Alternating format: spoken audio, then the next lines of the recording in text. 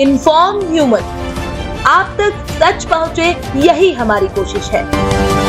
Inform human में आप सभी दर्शकों का बहुत स्वागत है। मैं राजेश व्यास। चुनाव पर बात कर लेते हैं।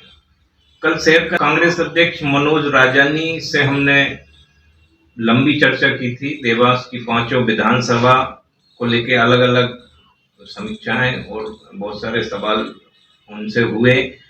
राजानी जिस प्रकार से हमसे कल इंटरव्यू में कह रहे थे कि 48 घंटे में जो 3 बाकी जो सूची रह गई है वो जारी होगी, और इस तरह से खबरें भी आ रही हैं कि इस समय दिल्ली में बैठक चल रही है। बहुत ज़्यादा उम्मीद है कि आज देर रात तक कांग्रेस की जो बाकी जो प्रत्याशियों की सूची है वो जारी हो सकती है।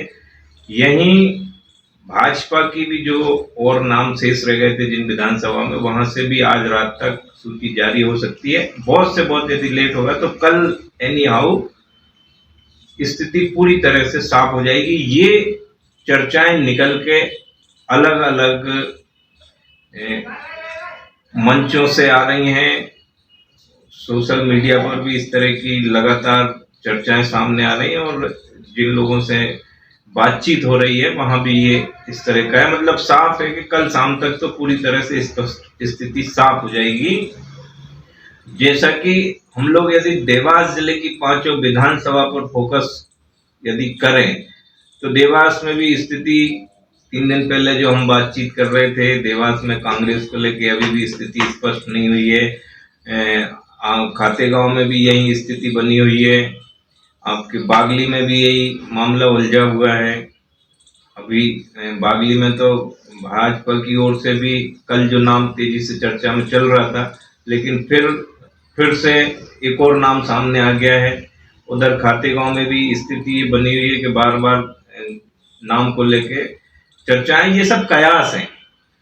लेकिन पूरी तरह से जो स्थिति साफ होगी वो तो सूची जारी होने के बाद ही होगी, और इसके लिए अभी आज रात या कल दोपहर तक का इंतजार और करना पड़ेगा। इन सब के बीच में ये बात जरूर है कि अब जो है चुनाव की जो चर्चाओं का जो दौर है वो एकदम से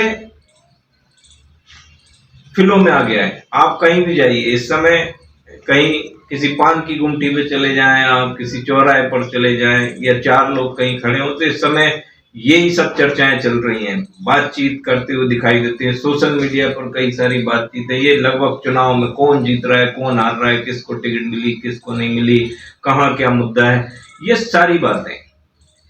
इन सब के बीच में सबसे जो खास बात है, जो केंद्र में होना चाहिए, वो होना चाहिए विकास। और ये हर मतदाता की जिम्मेदारी भी है कि विकास को केंद्र में रखकर विकास की स्टडी और अध्ययन करके अपने मत का जो मताधिकार है उसका उपयोग करना चाहिए, और मत का उपयोग निश्चित तौर से करना चाहिए। ये हमारा दायित्व भी है। इसके लिए प्रशासन अपने अपने स्तर पे कैंपेन चला रहा है, अभियान चला रहा है। कल ही नगर निगम ने कई शहर के कई हिस्सों में बहुत सारे कार्यक्रम आयोजित किए। प्रशासनिक स्तर पर पूरे जिले में अलग अलग स्तर पर मतदाताओं को जागरूकता को लेकर बहुत सारे अभियान चल रहे हैं।